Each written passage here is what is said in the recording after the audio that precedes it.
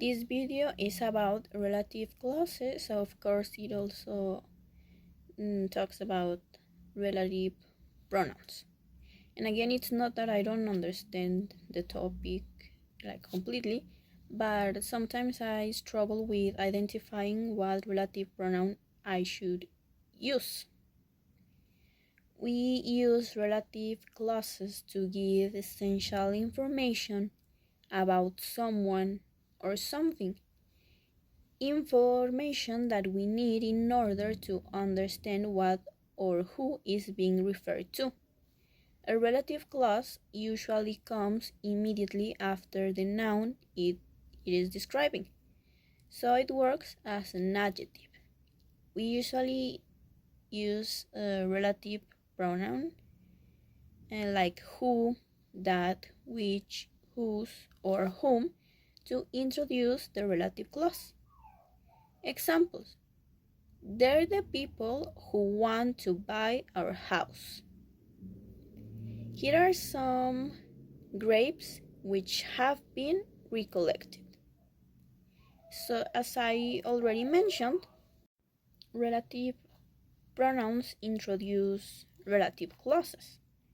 The relative pronoun we use depends on what we are referring to, and also, the type of relative clause.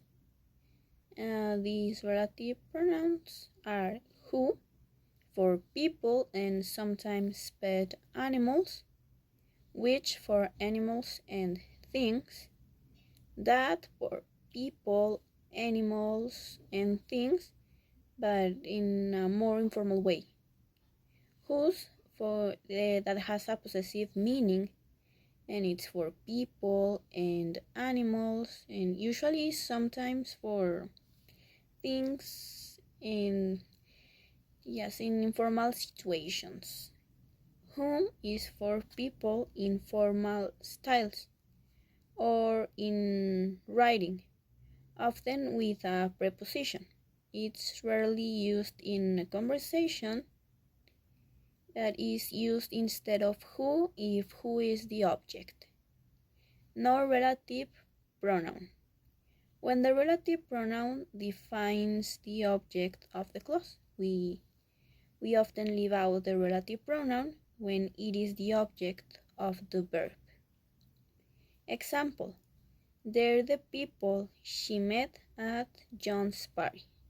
So in this example, we're not using a relative pronoun.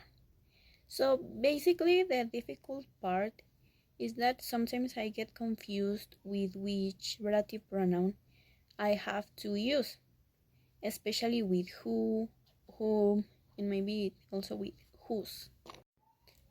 But as I already said in the other videos, I've been practicing these aspects and I think I can improve more.